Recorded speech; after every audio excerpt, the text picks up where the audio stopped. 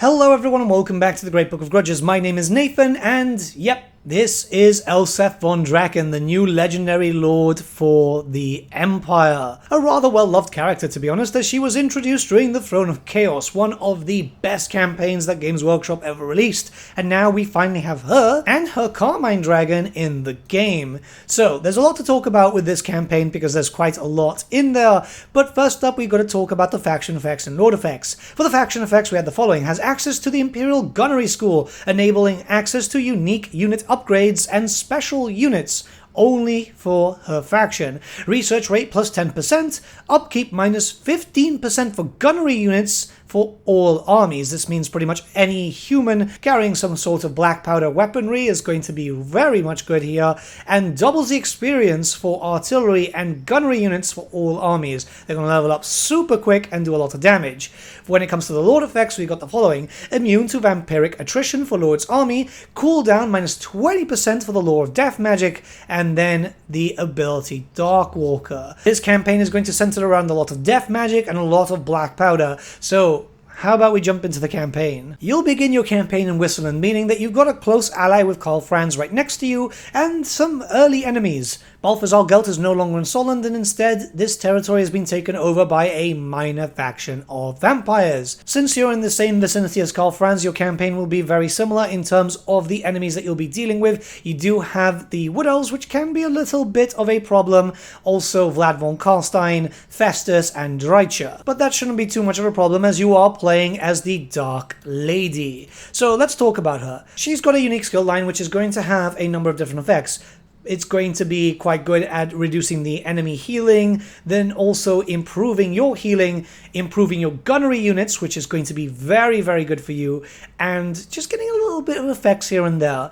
As you can expect, she is a spellcaster of the Law of Death, one of the best ones at that, and it will take a while for you to get your Carmine Dragon, which is kind of expected, but don't you worry, she is there to do quite a bit of damage as it stands. Unlike her miniatures, you do have access to a barded mount, which means that you're going to be able to move around quite quickly and stay out of combat. She's not a fighter, keep that in mind. She is there to harass with her magic. You do also have access to some auxiliaries that you'll get automatically. No skill point is going to be needed for that.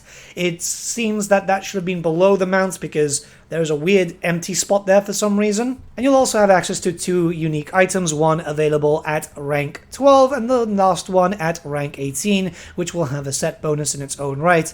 Both of the items are fairly good, as they're going to make you stronger as a spellcaster, which, yeah, you can be really, really disgusting, you know? It's not just your units, which are going to be very strong, which we'll talk about a bit later, but Elspeth is a terror in her own right. The tech tree is going to be the same as the other Empire factions, but you do have one section which is for the Dark Lady of Null.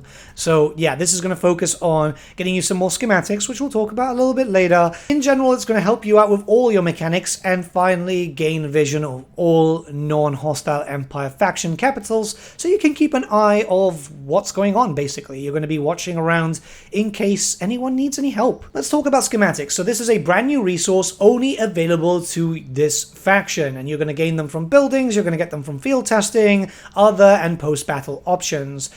I will state one thing very quickly. For some reason, some of the post-battle options were not working during the time that I was recording this video, but seem to be working now. These schematics are used in the Imperial Gunnery School and other, you will get some events popping up every now and then to use them. Don't you worry about schematics too much because you'll be naturally gaining them as soon as you just get into combat. You're essentially just playing a normal Total War campaign and you'll be getting the schematics naturally. In the Great City itself, you'll have access to 2 rather awesome landmarks. The first one focusing around the Knights of the Black Rose, so it's a chapter house for them, reducing their upkeep, even for other knights too, and giving you some pretty good bonuses all around. The second focusing on the famous Null Gunnery School, right? So you're going to be able to boost up your artillery and your gunnery people even more so, which is great, increasing recruit rank and also reducing the cost for all armies, which is really cool. This will also grant you some schematics as you upgrade it per turn, which is very, very useful. Now we have to talk about the big stuff. So we have the Imperial Gunnery School. This is something rather famous in Warhammer lore.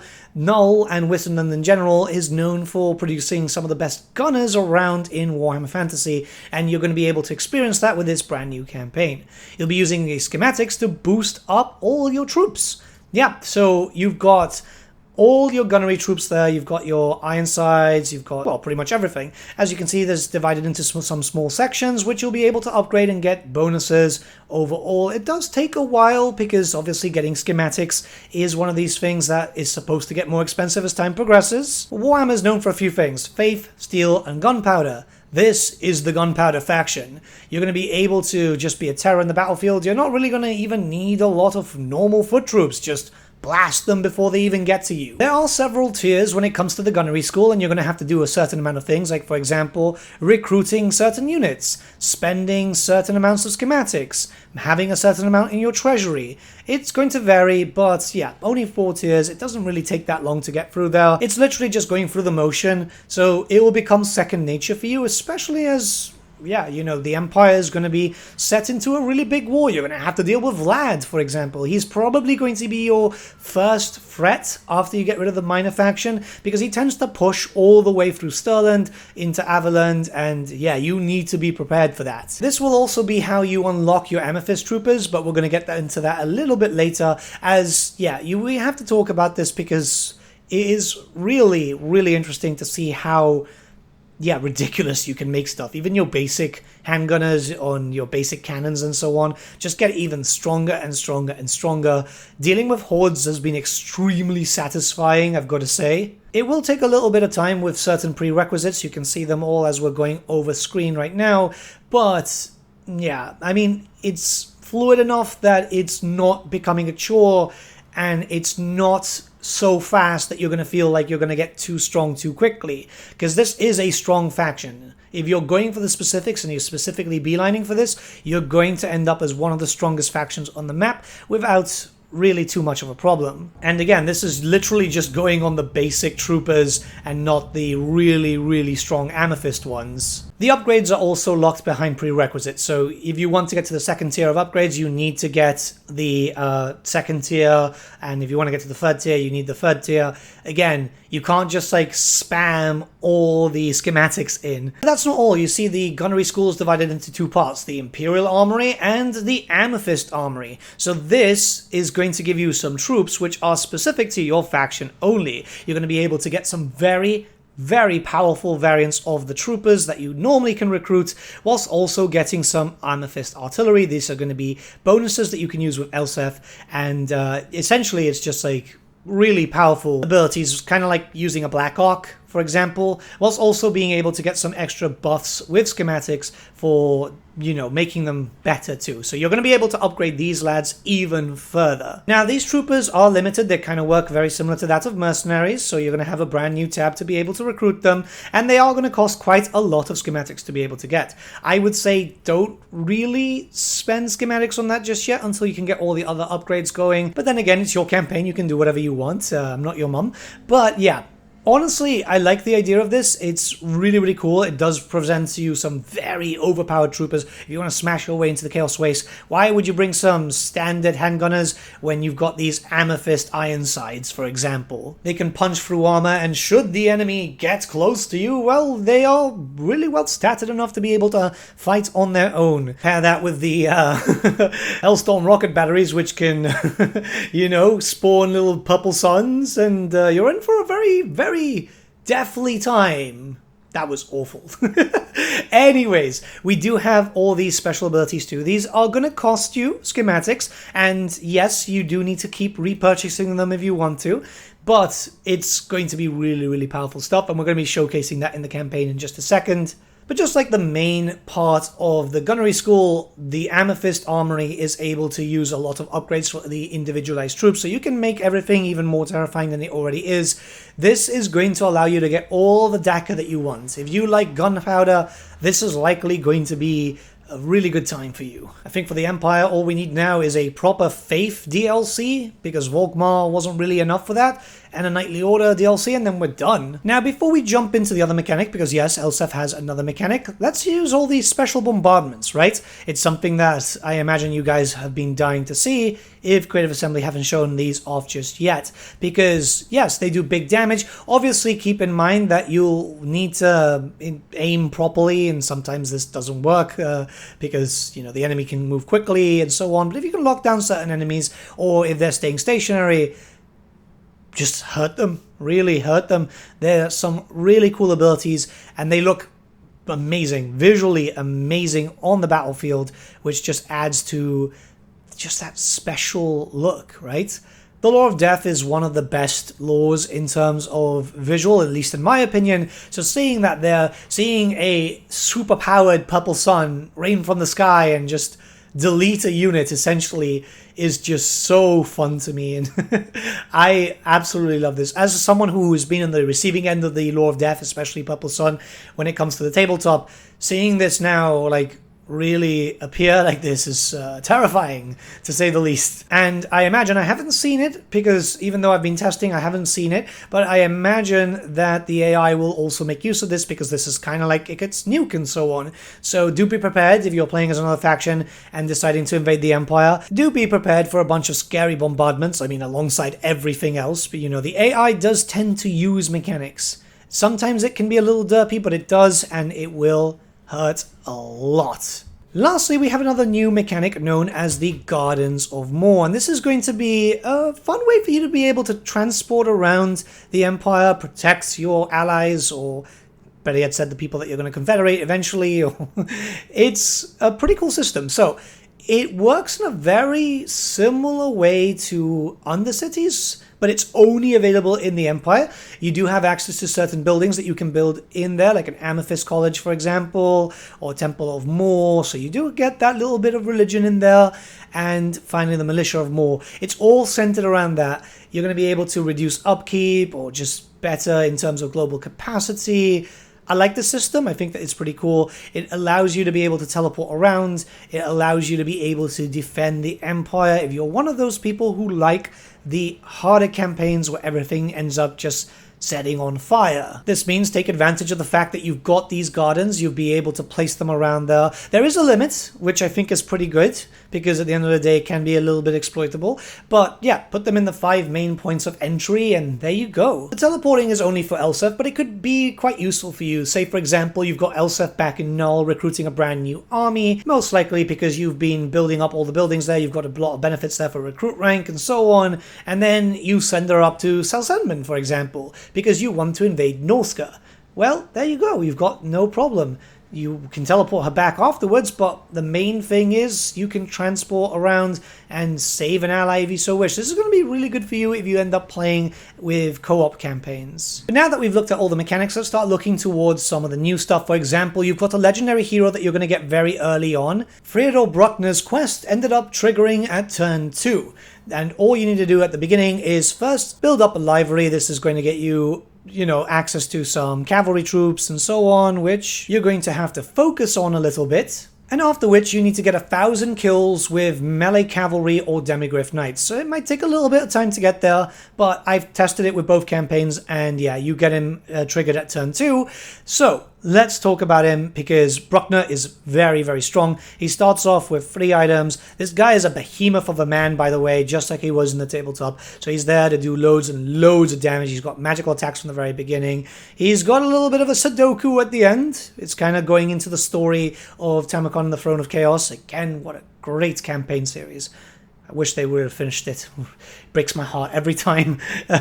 But yeah, he's very, very strong. You've been able to see from the stats. He's basically built like a Chaos Warrior, and it definitely also shows in his skills, because he's going to get much, much stronger. It doesn't take too long to be able to get Reaper. It's actually at rank 11, which is surprisingly good. Reaper is a very good mount. It's a big demigryph, by the way, very big boy. But yeah, skill-wise, you're going to be able to do a lot more damage, increasing your stats tremendously high, getting really high ward save. This guy is here to do damage. He also boosts up demigryph knights insanely well by increasing their weapon strength by 10% and also giving them terror. If you want like a full battle chicken army, I mean, yeah, you want a full battle chicken army, yeah, he's going to be really fun. You can have him with Elspeth or just have him with a different army. It would be great if in the future we end up getting chapter masters, which could then be mounted on demigryphs, because it would just add to that flavor a lot. He definitely puts the legendary in legendary hero. And yeah, you can recruit him with other factions. He is available to, say, for example, call friends, and he's very useful, believe me, very, very useful. Alright, let's talk about the Master Engineer. So this is your new generic Lord type, which yeah, is pretty damn good. I'm not going to sugarcoat it. I'm not going to say, oh, he could be better, but no, he is really freaking strong. So, yeah, this is a range lord, which has access to the barded mount, barded warhorse. He's got a mechanical steed also, and a steam tank. So, yeah, you know, steam tanks are really good right now. He he becomes really, really good. You can also increase research rate with them, which is pretty damn good. I am terrified of them. You might have seen a stream that I've done before, and yeah, they can hurt. They can make you feel pain in ways I couldn't think that was possible. And they also have a fun, unique skill line, which allows them to reduce the upkeep on artillery pieces too. So if you want to go full boom boom, you can go full boom boom. There is so much here. I really like them. You got pigeon bombs too, man. Like pigeon bombs. God, just seeing stuff like that introduced from the tabletop here, it really makes the tabletop guy in me really, really happy, especially as those things are so niche. They're pretty useless on the tabletop too, but they're memes, and it's nice to have those memey things in here just to have a little bit of fun.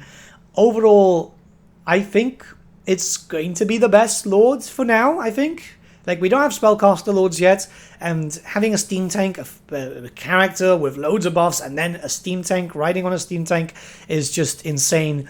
I feel like it's going to be one of the best ones. I've literally not seen too much of a reason to recruit the others, in all honesty, which is pretty funny. And next we have access to a brand new generic hero. This is the Engineer. So yeah, if you're used to engineers with other factions, it's pretty much the same thing. They get barded warhorses, they get the mechanical steed, no steam tank, and thank God for that, because it would have just been horrendously overpowered and there'd be no reason for you to pick up the others. I'd say it's better the Lord has it and not always the heroes having all the mount options. In some cases, believe me, you get some fun skill points here, like for example, restocking ammunition on your troopers, which is going to be useful for a gunpowder based faction. You've also got Vanguard for your chariots and war machines. So yeah, you can put the Landships with Vanguard, you know, just in case you want to get closer even faster. All in all, a fantastic hero. It's got a repeater too, which is really good because it's a good gun. It's a shame that we didn't get the Ironsides with it. It seems that maybe someone or something stood in the way of that, which is unfortunate, but overall, the hero is great. The hero is great. It mixes up really well with your spellcasters too. You can do some pretty fun stuff. Alright, before we get into the other generic units, we're going to have to talk about the Amethyst Troopers, because these ones are only available to Elspeth, and rather than just doing the usual stop and just talk over them, what we're going to do is show them in action, because they do a lot of damage. They do a lot of damage. Don't you worry, there's going to be a video centered around the individual troopers and what they can do, either coming out today or tomorrow. There's just a lot of videos coming. But yeah, with Elspeth, you have access to 4 different Amethyst Troopers. These are the Ironsides, the Outriders, the Hellstorm Rocket Batteries, and finally the Landship, because yeah, for some reason needed to be even stronger than it already is. So let's talk about the Ironsides. The Ironsides have a hell of a punch to them. So pretty good range, already strong as they stand, but now with some imbued magical attacks. They're basically shooting death magic, and they are melting enemies away. They do a lot of damage. Remember, this is just in custom battle, right? In the campaign, you can make them even stronger, which makes them even more terrifying. Okay, so I'm going to tell you something. I always generally avoided Outriders. I just didn't really like using them too much, but let's see them in action over here. They really, really hurt. You can see the death magic there. Just, yeah, it's pretty. It's very, very pretty. If you like purples, this is definitely going to be a unit that you're going to want to use. They hit extremely hard. Naturally, they're going to be doing a lot more damage to zombies than they would to other units. But again, you can boost them up and increase their capabilities in the campaign. When it comes to a campaign showcase, they are just a lot stronger. And that's how it's going to be with every single unit. Remember, custom battles really don't show how scary some troops can get. With, speaking of which, you know, we've got the Hellstorm rocket batteries, which are going to be firing little purple suns. The explosion hits, and then little vortexes all over the place, just really doing extra damage over there. The effect is awesome, there's no doubt about it. The damage output is just lovely. Having this alongside the other ones in really specialized armies, you're going to be able to squat the enemy warriors out of the way, and you're not going to have problems with, say, Chaos Warriors or Vlad. If Vlad's going to come in, Yeah, you just have these, some Amethyst Ironsides, and melt his forces as much as you can. It's such a fun thing to see. And then lastly, there's the Amethyst Landship. You'll be doing similar damage to the other one as you are from a distance with the cannon and so on. You start doing a lot more damage once you start getting up close and personal, because you do have a bunch of Amethyst Gunners on the top with a variety of different weapons, so you're really just hurting everything there. Again, super cool unit. I mean, the Landship in general is awesome, even the standard version that you're going to be using on various different Empire factions, but just seeing all the purple pop out, it's pretty, you know? And stuff like that is always nice. Okay, now we're going to talk about the generic units, which are going to be available for everyone, and I just wanted to show off the mechanical steed, because it's adorable, man. It's doing the little idle, like if someone's doing the pee-pee dance, you know, when you really need to go. I know, it's silly as shit, but I wanted to talk about it because I thought it was cool. And then obviously you've got Big Man in a steam tank, because... yeah, Big Man in a steam tank. But yeah, there's a bunch of new units that you're going to be able to play around with. The first one being the Ironsides. Now, the Ironsides themselves are heavily armored gunners. Pretty good range overall, good punch to them. It's a bit of a shame that they weren't given a different gun, you know, to showcase a little bit of different stylings. But unfortunately, it does seem like maybe some other powers that B said no. I will say, though, that they are pretty good and still better than normal handgunners. This is how they were on the tabletop, I will say that, though. Yes, I know, not ideal, but still able to do a lot of damage, and you will be noticing them and their capabilities on the battlefield. Long rifle units are pretty curious to me, actually. So, very, very long range. They're a sniper, and... they're kind of built up, well, they are deployed like a skirmisher. It's kind of weird. I wasn't expecting that. I was expecting something more regimental, but it does mean that if a cannon hits it, it won't hit that many entities. Sniper unit is very good for taking out characters, flying monsters, all that usual type of stuff. It's very, very strong. I like them. I like them. Again, very weird that they are a skirmisher, and... yeah, I kind of expected a low model count. It makes a lot of sense not to have that many. Essentially, you're getting a weapons team just without, you know, the shield in the front, which I think is pretty good overall. This means that you've got your equivalent to your Jezzails or the Cathayan one, which the name escapes me. So, let's move on to the next unit. The next one is the Knights of the Black Rose. I was not expecting Knights of the Black Rose. I was expecting Knights of Mo, but I guess Knights of the Black Rose kind of fit into it's still very much on the same umbrella.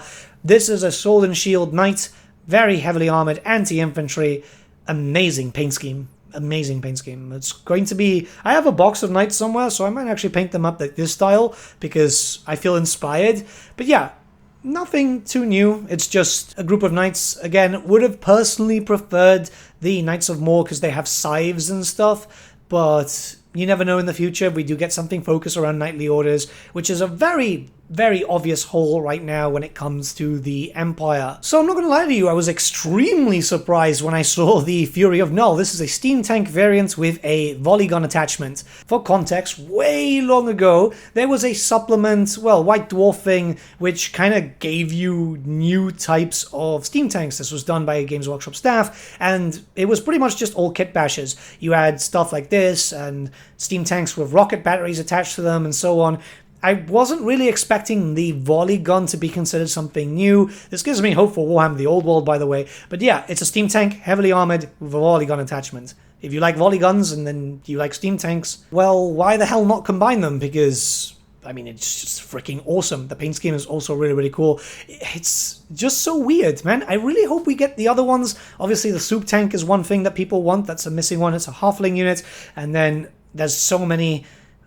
I really hope Creative Assembly do explore the other steam tank options at some point. It'll be stupid and like really overpowered, but stupid and overpowered in a good way. And lastly, the Landship. So this isn't actually an Empire unit. It's loaned from Marienburg during the battle. But you know what? Even I, who am really obsessive about the lore stuff and so on, think that it's fine. You know, this is a unit that we really did deserve for the Empire. And it's not likely that we're going to get like a sub-faction just for Marienburg, so...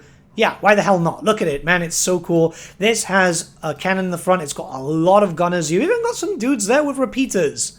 You know, surprise, surprise, but not on foot, sad. But, yeah, I mean, come on, man, it's visually pleasing. We've had a lot of really cool looking units in this DLC, but I think that this one this one takes the cake. It's almost, not fully, but almost tempting me to finish up painting my one. I mean, if we get them for Old World, sure, I'll finish mine off, but like, look at this. It's beautiful, stunning. It's super strong. I'm fanboying over it, so I'm just gonna shut up now, because, man, it's so weird to see all these really requested units, like, in the flesh, in a sense. It's so cool. So before we end this video, I just want to give my thoughts. Elspeth as a character is fantastic. She's very, very strong. The dragon is insanely powerful. And in general, the new units add the much needed punch that the Empire needed. The Empire is by no means done. They need a lot more, you know, Cult of Ulrich, pretty much all the stuff when it comes to the Knightly Orders, some various different churches and so on. But this has really filled up the need for gunpowder, and it's very, very obvious. I've been playing around with Karl Franz and Gelt, both of them very cool with the guns, and I mean, Elspeth as a character, the campaign is really stylized to be this magical gunnery school. It's really cool. I am very much happy that she ended up being a legendary character. I know it doesn't really make too much sense because she's not the Elector Count there, but I mean, yeah, the Elector Count for Wissenland literally does fuck all in terms of story-wise. Like, she is selfish. She actually kind of wants to break away the city from Wissenland to just be her own thing. So having this is cool. I think that the character and everything edition, all the Empire stuff, including the rework, just brings it some fresh air, some much needed TLC. There's a reason why the Empire is so popular, and it's really strange to me that it took so long to get another fix for them coming in. Though it does make sense to have waited to have a whole Tamukan, Elspeth type of, you know, theme, right? But with all that being said, there are loads more videos to come until the review embargo, so yeah, daily basis there'll be some more coming out. Let me know what you guys think in the comments below. If you're interested, I will be streaming on twitch.tv/thegreatbookofgrudges. I'll be playing Malachi today, but there will be loads of daily streams alongside that where we'll be playing all 3 of the characters and just having a little bit of fun. And if you're new here, please consider subscribing. It doesn't cost you anything. It's just, I would really love to hit 100k this year, you know? It'd be cool to get that play button. It's just supporting the channel too. A subscription, a like, and a comment really does actually help with the algorithm. There are loads and loads and loads of videos coming out, and we're going to be back on a daily basis after a break after the launch day, just to recharge my batteries. So yeah, loads of content revolving around Total War Warhammer and Warhammer the Old World if you're interested. But with all that being said, have a great day, guys. I'll see you all again very, very soon.